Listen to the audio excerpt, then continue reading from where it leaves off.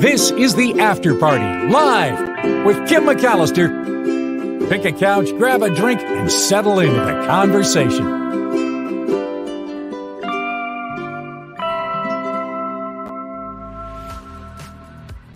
It is The After Party live on this Monday. Thank you for spending this extra hour here hanging out after the Mark Thompson show. So I hope it was an entertaining Mark Thompson show. We had John Rothman talking about the death of the president of Iran. Interesting what may come of that. And then True Crime Corner with Courtney was a fascinating story as well. And again, tomorrow on the Mark Thompson show, it's David K. Johnston Tuesday. So that'll be really good. And Mark will be back in the captain's seat.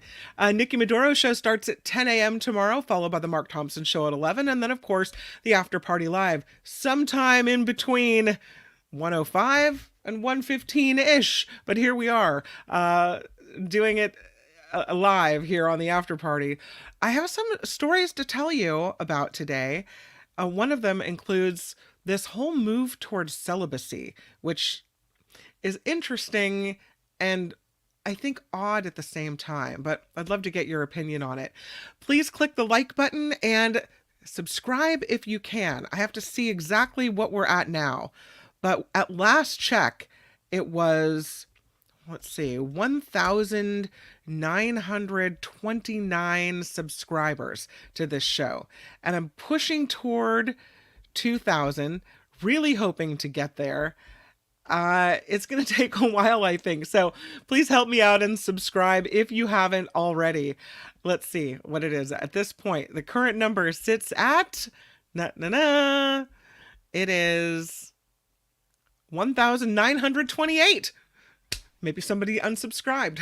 No, we're moving toward 1,930. So thank you for sharing the shorts and helping us get toward 2,000 subscribers. And by us, I mean me. So thank you very much for that. The PayPal link is in the show description, also in the show for the individual day's show, and it's also in the About tab for the party. So if you're wanting to help that way, I appreciate it. And a lot of you have really stepped forward to do that and help keep this show going. So huge, huge, huge thank you. Most recently to Janet R. and also to Martha. So thank you both very much. All right, let's move forward with this story about Bumble. Now, Bumble put up this website, or this rather billboard, and it's a dating app. And the billboard says, kind of takes a swipe at people who choose a life of celibacy. The billboard says, a vow of celibacy is not the answer. Bumble. Well, people came out of the woodwork over this. What do you mean it's not the answer? What if I had trauma in my past and I choose a life of celibacy? What if I'm someone who's asexual and I choose a life of celibacy, right? What happens if I just subscribe to this new thing? And have you heard about this? This is this new South Korea 4B movement.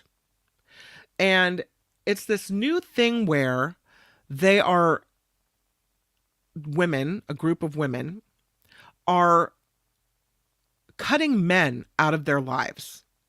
This is the choice they're making. 4B is shorthand for 4 Korean words that all start with the letters BI, which means no. So that's the first no, bihon, B-I-H-O-N, is the refusal of heterosexual marriage. Bi-chulsan is the refusal of childbirth. Bionye is saying no to dating. And bisexu, I'm sorry if I've mangled your language for anyone who speaks this language, is the rejection of heterosexual sexual relationships. So we have no marriage, no heterosexual marriage, no childbirth. We have no dating even, and we have no heterosexual sexual relationships. So this is a new movement, a vow of kind of celibacy, at least heterosexual celibacy, in South Korea. And this movement is gaining steam. It started as a small protest movement against the patriarchy and has spread across Asia and around the world. And at current there's more than 63,000 TikTok videos about this whole 4B movement. I've seen people on my Facebook feed posting about it as well. I'm like, what's that about? So Bumble now is on the apology tour. They are saying they're sorry. They're donating to the National Domestic Violence Hotline and other organizations that support women that have gone through trauma and are choosing a life of celibacy because of that. Billboard spaces, they say, will be offered to the organizations like that for an ad of their choice for the remaining time period that Bumble had reserved them. The company, Bumble, says it stands up for women and marginalized communities and fully believes in their right to exercise their choice. And in their apology, they say we didn't live up to these values with this campaign, and we apologize for the harm that it caused. They're going through a rough time over at Bumble. Their shares have dropped since last July, dropping 45% over that time frame. Because the fear is they're not able to reach younger users. They've had to lay people off, 350 people, about 30% of the workforce there. I mean, as an apology, it's a pretty good one. And I get that they were trying to be funny about it. But I guess people take celibacy and their vow to abstain from sex very seriously. Do you think it was overkill? I'm going to the chat. Do you think that people kind of freaked out a little too much about this? I don't know. And what do you think about this 4B movement? Have you heard about it? I don't know. Are you guys talking about me needing a bathroom break? Yeah. As a matter of fact, when you talk for 2 full hours, your voice kind of gets a little bleh. I had to refresh with some new tea. Do we have an after party when we reach 2000? As a matter of fact, Karen Cooper, yes. Maybe we'll have a tropical beach aloha party online. How about that? I regret, but I have one subscription to give. I regret it too, Walter. But I like that you're subscribing, so thank you for that. Beth says this whole thing sounds like lesbianism.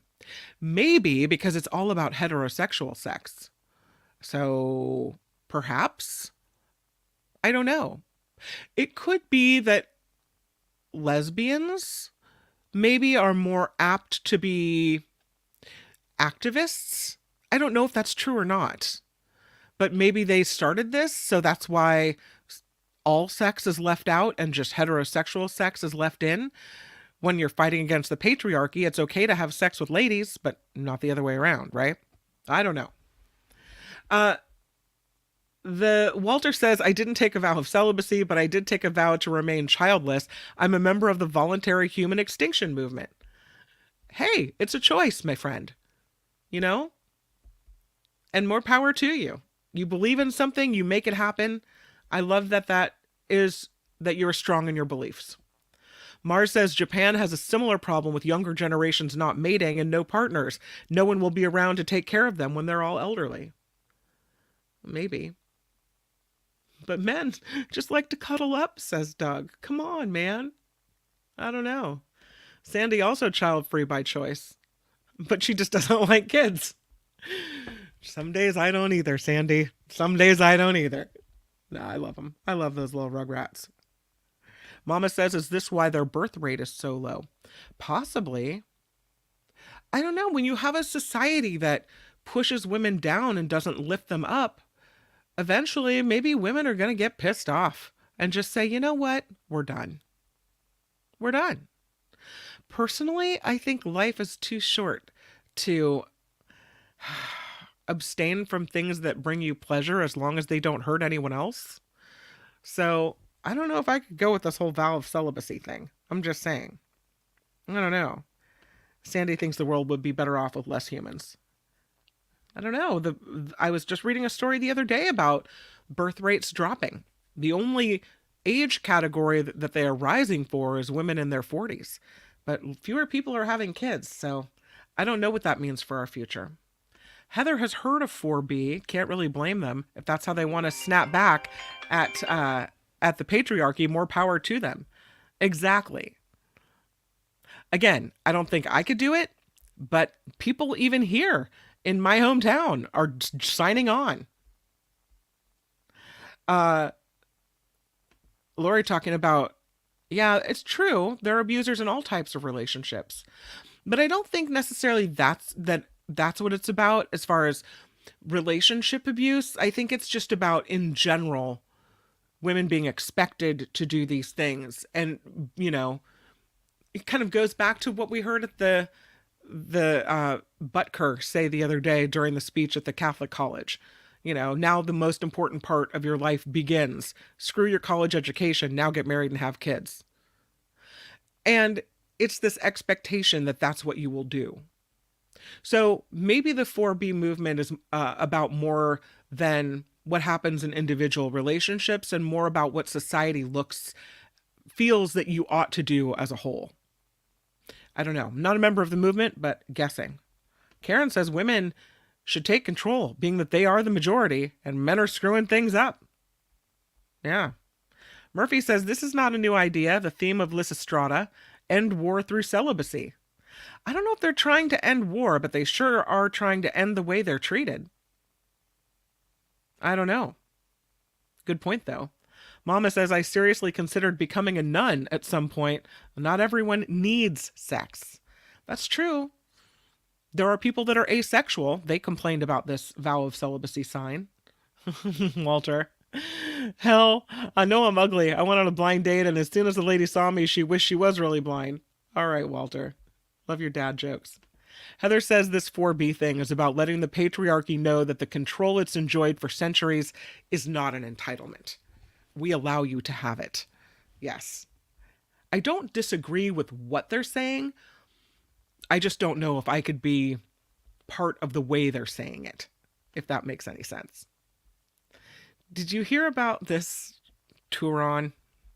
This guy, I actually am kind of proud of this person who came forward. They toppled over this historic tower in Death Valley. And it's a 113-year-old salt tram tower at Death Valley National Park. It's a driver who attached a winch to it to try to get their car out of a deep patch of mud. But they knocked it over. This thing that had been standing there for 113 years. It was kind of a fixture of the park. And so the damage was done. They were looking for the person. Well, the person turned themselves in. That's nice. See, you got to come forward and be truthful. They probably felt bad. This happened in April. Rangers discovered tire tracks running from the paved road into the lake bed, and the 4 concrete footings of the tower yanked out of the ground.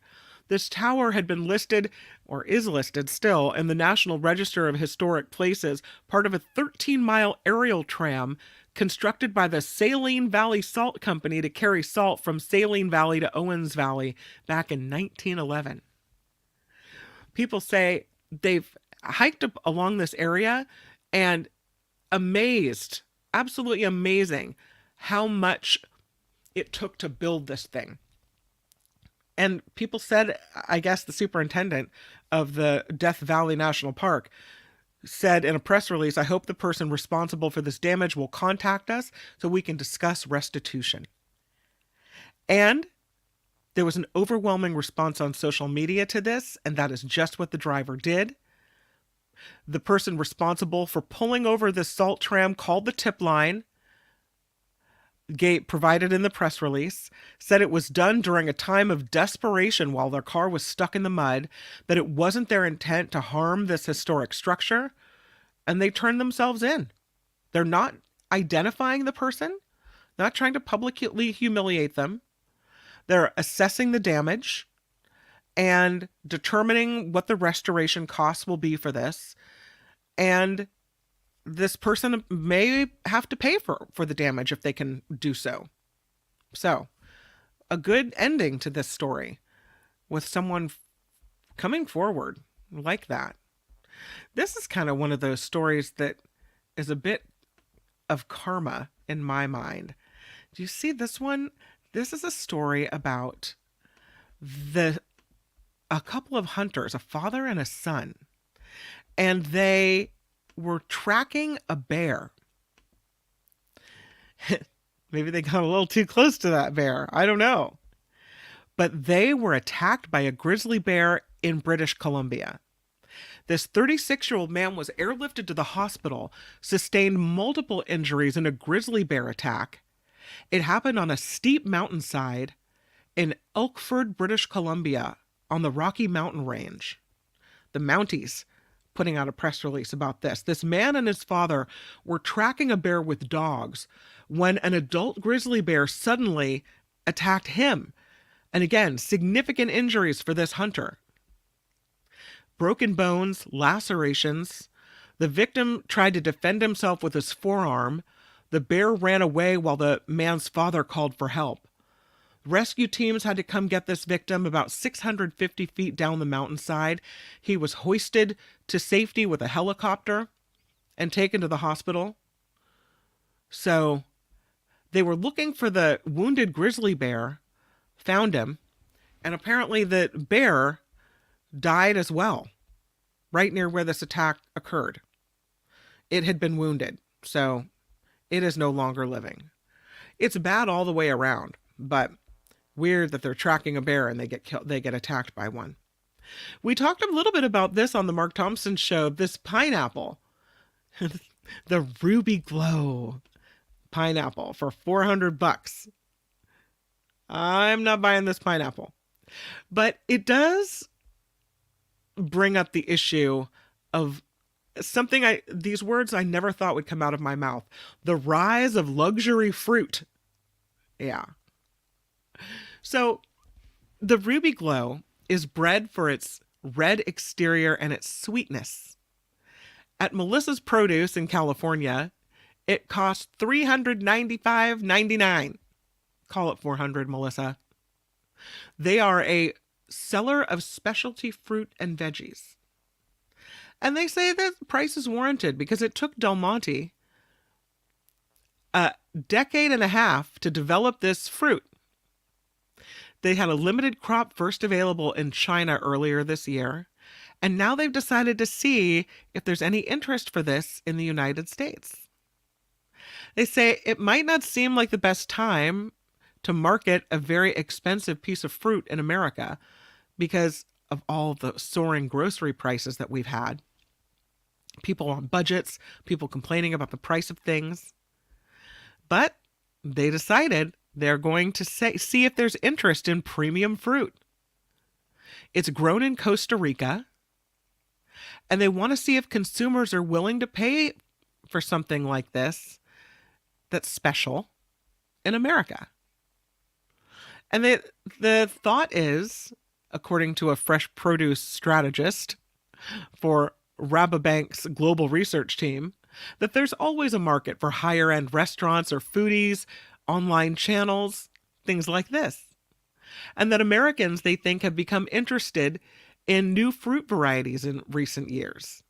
We pay more for Honeycrisp apples, cotton candy grapes, sumo citrus, vertically grown Japanese strawberries.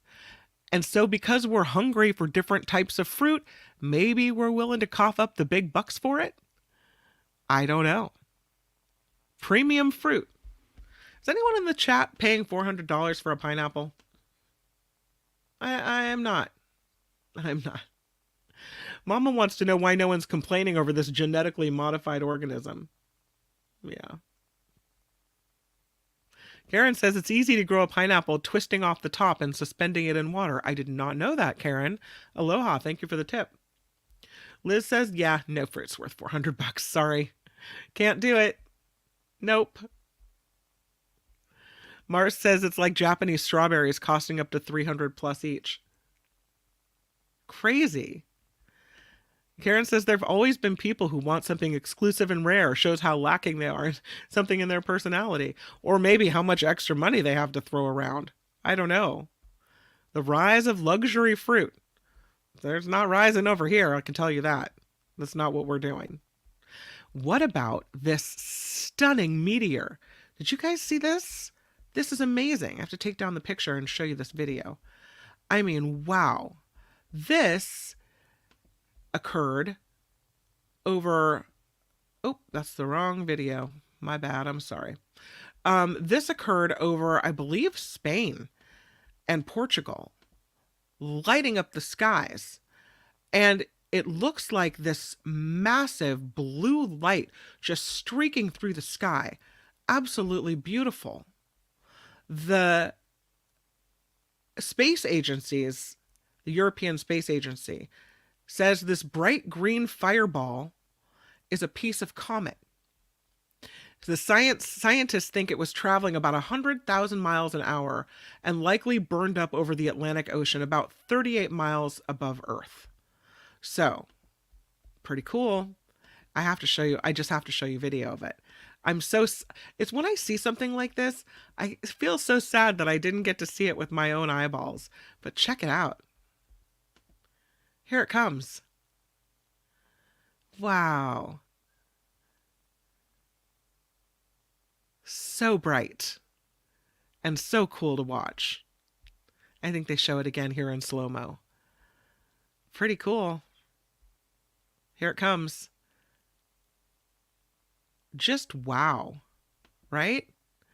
And so they're saying that this stunning, and it was stunning, meteor was captured by security cameras, cell phone footage. So many people saw it over Portugal and Spain on Saturday night, about 6:46 p.m. Saturday night. A bright green fireball, a piece of a comet, and again, burning up over the atmosphere. The Planetary Defense Office analyzing the size and trajectory of the object to assess the chance that any material made it to the surface. But at this point, they don't think that any fragments of the meteor will be found. They think there's no way. It's so weird when you see it, it looks like it hit the ground or that it came really close, but it's all so far away. So beautiful. Should we watch it again? Let's check it out again. Come on, I want to see it one more time. Look at this. Here it comes. It's just so cool. Wow. You imagine looking up in the sky and seeing that? Crazy, right? Yes, please. Bring me that. How about this? This watch. It's not my taste, but I'm sure there are watch collectors that are like, ooh, this is a cool thing. This is a transparent watch. And it's going up for auction at Christie's. It's very fancy. It's a rare Richard Mille or Millet, Mille. They think this watch could set a record at a New York auction at Christie's. It's cool. It's transparent. So it is interesting to see all the way the mechanisms work and whatnot. It's the most expensive watch ever that they're going to offer up at Christie's. They're going to offer it alongside other rare timepieces, like one that belonged to a former U.S. president, one that belonged to an Apollo 7 astronaut. But this transparent watch with a sapphire case design and a sapphire crystal skeletonized tourbillon is expected to sell for up to $4 million at auction on June 10th. They're going to have the big auction at Rockefeller Center. It's a very big thing. I'm not invited. Only one of 10 editions. This timepiece is set to be auctioned as part of the Important Watches sale that high-quality wrist watches encapsulate the rich heritage of the history of watchmaking. They're particularly enthusiastic, they say, I guess I would be too, about this limited edition Richard Mille RM5602AO tourbillon sapphire. They call it a remarkable achievement in pioneering materials and microengineering. They've got another limited edition one from him, Richard Mille, with a diamond set skull, and that'll be the first of its kind brought to auction. They think that one's going to get $1 million. They have a Rolex Daytona wristwatch with a Paul Newman dial and a bracelet that was owned by NASA astronaut Walter Cunningham. That one they think will go for about $450,000. He died last year, so I guess they're auctioning off his things. They have an 18-karat gold automatic Patek Philippe customized by Tiffany for President Lyndon B. Johnson when he was a senator. That's expected to sell for $45,000. It says in the middle of it, do unto others as you would have them do unto you. So he would see that every time he looked at his wrist. We'll see. It looks like this is going to be a big sale. It is a cool looking watch. $4 million. I'm telling you, it's the same guy that's going to buy this watch that buys the pineapple. These are the people that can afford it. Have you heard of something called No Mow May? Yeah. Where in May, for whatever reason, you don't have to mow your lawn. Not that you mowed your lawn anyway, or that you even had a lawn, but if you have a lawn, there's a movement called No Mow May. It all started in the Wisconsin city of Appleton. Every spring, by foregoing mowing and letting your lawn grow with flowers, residents can support bees and other insect pollinators. They said the move, the no mow move, was backed by science. But 2 years after it started, critics say no. The scientific study that they were quoting is formally being retracted. Plant pathologists say this is another sign of anti-grass zealotry gone awry. So, I guess they call the people behind the No Mow May as being in the pocket of industry, or the people that want you to mow your lawn, what have you. The woman who started this says she was just trying to start a conversation, and she says no. I have not heard of No Mow May. I don't know, but I guess they're saying now No Mow May makes no sense, so we'll do away with No Mow May. Something interesting found in this field. This is a farmer who found a hunk of charred debris that they think might be a piece of a SpaceX rocket in their field. They originally thought it was garbage, so they got a little bit closer, and they think it's a hunk of space debris that crash landed in a canola field. It happened near Ituna, which is a small town in Saskatchewan, Canada. This farmer, Barry Sawchuk, and his son were just driving around checking the fields to see where they could start seeding when they found this about 88 pound, 6.5 foot wide, charred chunk of metal and fibers right in the field there. They said, we thought it was garbage until we got a little bit closer. And when we inspected it, we said it was space junk right away. And everyone was laughing over it. It looks kind of like space junk, as a matter of fact. Take a look. Here's the farmer. I'll show you the video. Here's the farmer near his space junk. And I wouldn't think this was garbage. I would look at this and think, I mean, this does not belong in that beautiful field. But take a look at what this, let me make it a little bigger here, what this looks like. We found in our field. So, as a farmer in rural Saskatchewan, Barry Sawchuk is used to removing rocks and weeds from his fields, but he recently discovered this 2-meter wide, 40-kilogram heap of twisted, burnt metal. My oldest son and I were out driving around just checking fields, see where we could start seeding, and we came across the largest object laying out in the field. We just thought it was garbage. But the 16 layers of metal and webbing made him suspect. We know this is the inside because on the outside, it's got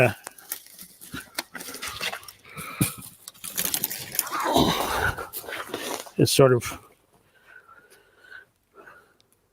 whether this is insulation, I have no idea. Don't build spaceships for a living. I farm. Mm-hmm. An astronomy professor traced it to a re-entry of a rocket from private company SpaceX back in February. While rare, she notes more large chunks of metal from space have been found recently in Australia and Washington state. This space debris smashed through the roof of a Florida home. NASA determined it came from the International Space Station.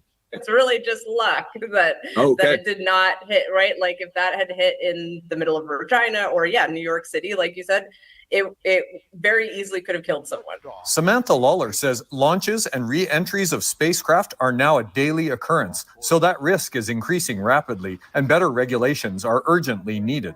Sawchuk reached out to SpaceX, but no one answered his call. I think if I can, I'm going to sell it. Sawchuk says he plans to donate some of the money to rebuild his local hockey rink. Jason Warwick, CBC News, Saskatoon. How very Canada. Do you think we have a problem? Should we be sending things up into space that could come down on our head? I mean, you heard that, and we've talked about this on this show, with the part of the space junk that came down through a Florida roof. I mean, this came down in the canola field, very well could have come right down on the farmhouse at, blasting speeds. So maybe we need to do a better job of managing this. I don't know. Way too much is coming right back down. What we send up is coming right back at us. It's a little disturbing. But speaking of space, it's a cotton candy planet. And it made me think of the good ship Lollipop. Like some fantasy of being in space and dancing on candy planets. I went all childlike for a minute. This cotton candy planet is called this because it's the second least dense planet that we know of. It's like air. Very interesting. It's 50% bigger than the gas giant Jupiter. Exoplanet WASP 193b is 7 times less dense. They compare the density to the substance of light, fluffy cotton candy. There's a study published in the journal Nature Astronomy, published on May 14th. And they say WASP 193b is the second least dense planet discovered to date. The other one is Kepler 51d, but it's much smaller. The author of the study that was checking on this planet from the University of Liège in Belgium says that this makes this planet a major anomaly over 5,000 exoplanets that scientists know about so far. The extremely low density can't be reproduced by standard models of irradiated gas giants. Even, he says, under the unrealistic assumption of a coreless structure. This planet is about 1,200 light years from Earth. And it was originally spotted by Wide Angle Search for Planets, WASP. That's why it's called WASP 193b. Wide Angle Search for Planets. It's an international collaboration of academic institutions they operate one robotic observatory in the northern hemisphere and then another one in the southern hemisphere. And they use these multiple wide-angle cameras to measure the brightness of thousands of individual stars across the sky. The WASP South Observatory detected periodic dips in light, they call those transits, from this star, WASP 193. And the periodic dips in brightness were consistent with the planet passing in front of the star every 6.25 days. So then they measured the amount of light that the planet blocked with each transit, and that gave them the estimate of the planet's size. In this study, they used observations taken from other observatories to measure the signal in different wavelengths and make sure it was a planet. And then they used spectrographs to measure the planet's mass. And all of these measurements concluded that WASP 193b has staggeringly low density. Its mass and its size are about 0.14 and 1.5 that of Jupiter. Its density is about 0.59 grams per cubic centimeter. They say cotton candy's density is 0.05 grams per cubic centimeter. The Earth's is 5.51 grams per cubic centimeter. The planet's so light, it's difficult to think of an analogous solid-state material, according to a planetary scientist at MIT. The reason why it's so close to cotton candy is because they're both pretty much air. So he says this planet is super fluffy. They don't know where to put this planet in formation theories because it's an outlier. They can't explain how it was formed. They don't know what's at its core. They don't know what makes up the fluff. They don't know the evolutionary path of this planet, but they're going to keep looking. Pretty interesting. Love it. Candy cane planet. The world is cool. They tried to do something in Texas. We talked about this on Friday. They were having their big conglomeration of Kyles in Kyle, Texas. Yeah, they didn't make it. What a bummer. Not quite a record. Thanks to Calvin Wong for this story, by the way.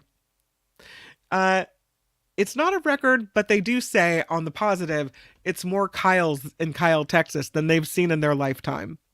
It was the 5th attempt by the city of Kyle to break the Guinness World Record for the largest same-name gathering. Last year, they had 1,490 Kyles show up. This time, they were hoping to top that.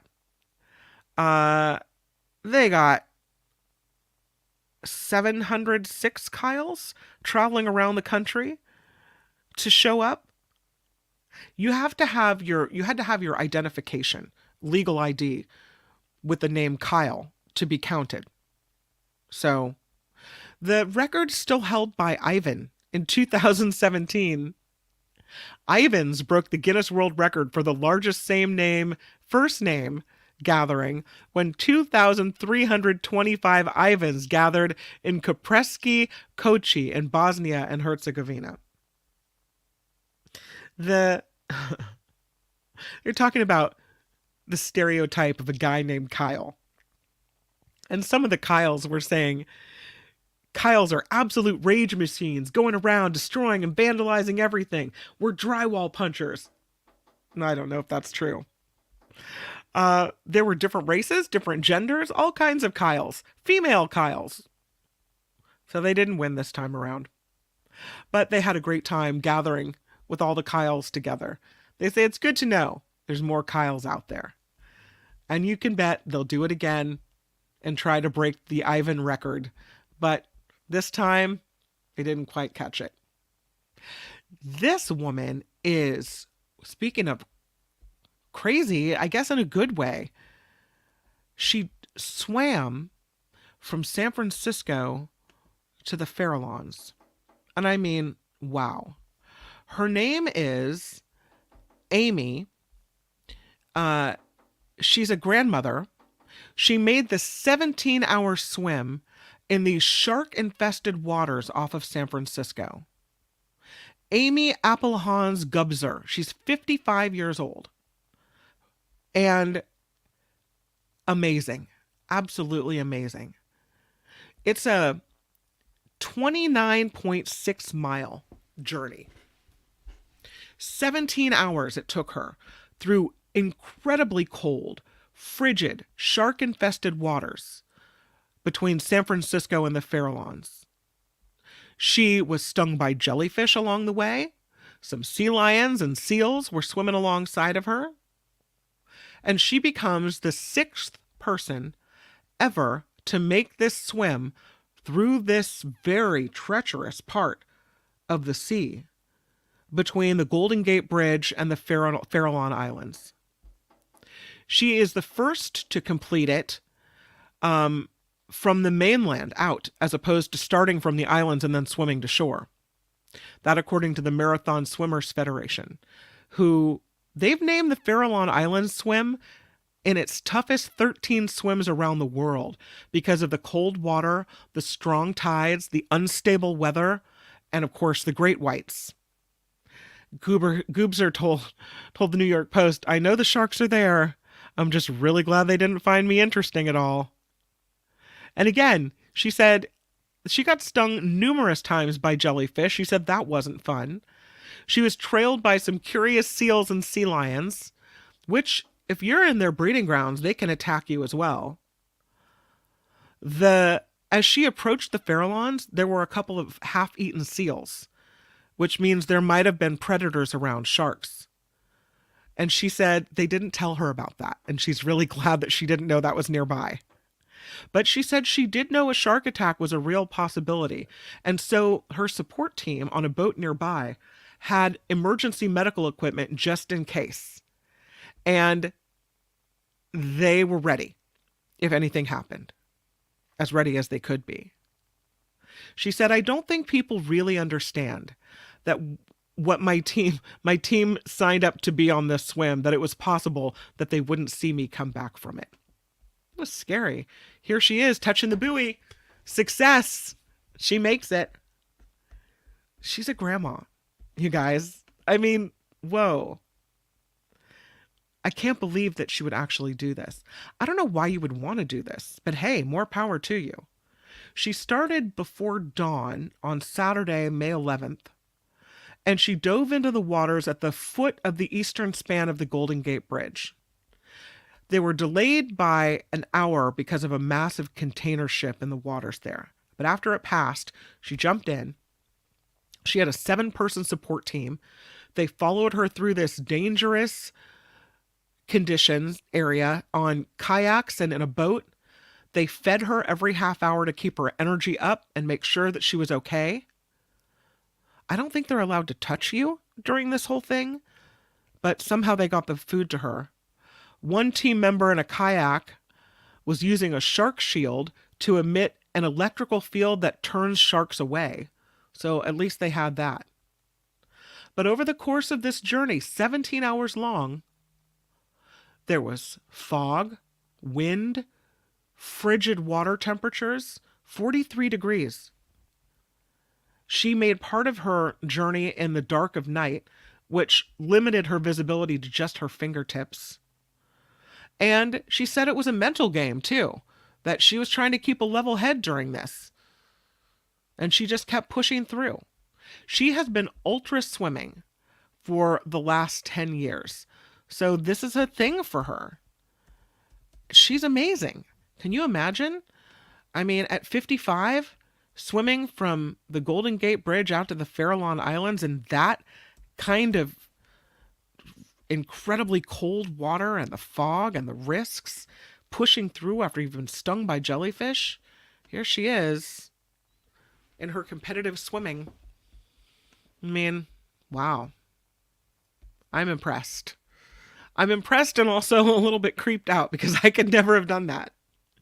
She said it's a challenge because you have to keep yourself entertained during all this, but not overly thoughtful because then you can get some negative thoughts.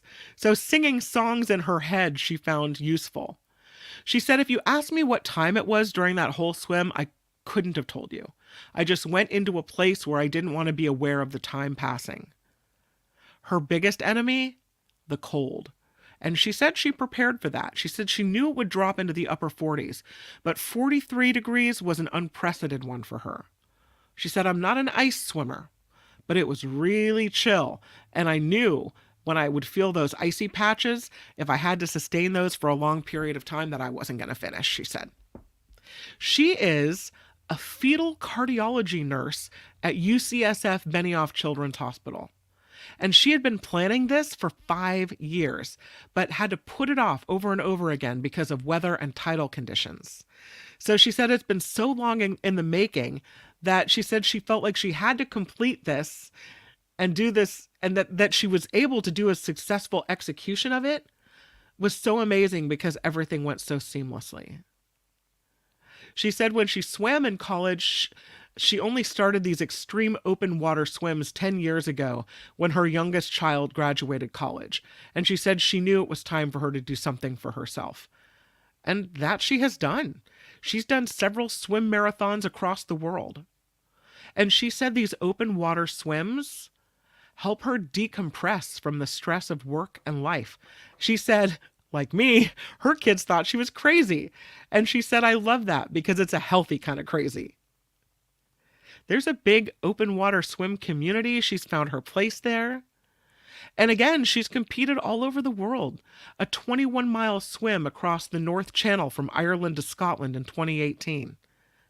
She crossed the Strait of Gibraltar in 2015. Last year, she swam completely around Manhattan. She's just one of 6 people in the world to complete at least 3 of the so-called toughest 13 swims. And she's fine. And she was already back at the hospital a couple days later. So she recovered very well from this. And she said of the Farallones, and this is kind of me too, I'm so curious about them because they're so far away. And I know they're there, but usually you can just kind of barely make them out sometimes. She said, whenever I see those islands, I'm drawn to them. They're so captivating on the horizon that they're kind of eerie. It's really amazing, she said. She lives in Pacifica. She said sometimes she can see those islands from shore. So, how cool is that? How cool is she? Well done, Amy. You get it, girlfriend. And that is the After Party Live. Thank you for being here. Please click the like button. Please click the subscribe button for me too, as I push my way toward 2,000 subscribers here on this little show. If you didn't see the interview with Tim Sika or his movie reviews, I taped it on Friday night, and it is available under videos and also under the live portion. So whichever you click on, if you click on the show icon, you'll see links to live videos, short videos, and videos, which are just, they're longer than shorts. But so it's cut in its entirety there, and it was also run live on Friday night. So please check it out if you're looking for Tim Sika's movie reviews, because it's there for you. We'll be back tomorrow. It's Travel Tuesday. If you have a suggestion of where you'd like to go, please email me. It's kim@theafterparty.live, kimmcallister@gmail.com, 2 M's, 2 C's, 2 L's. And I'd love to hear from you. Thank you to all who have supported the show. Again, Janet also just got a contribution that came in from Beth Farmer. So thank you so much, Beth. Thank you to Meredith as well. Thank you to Wes, and thank you to everyone who has contributed. You are so appreciated. I will see you tomorrow on the Nikki Maduro Show at 10. Mark is back, but I will be with him on the Mark Thompson Show at 11, and then Travel Tuesday right here on the After Party Live. I hope you guys have a wonderful rest of your day. Make it a really good one, and I will see you tomorrow. Okay, bye everybody. The After Party Live would like to thank the following contributors and viewers like you.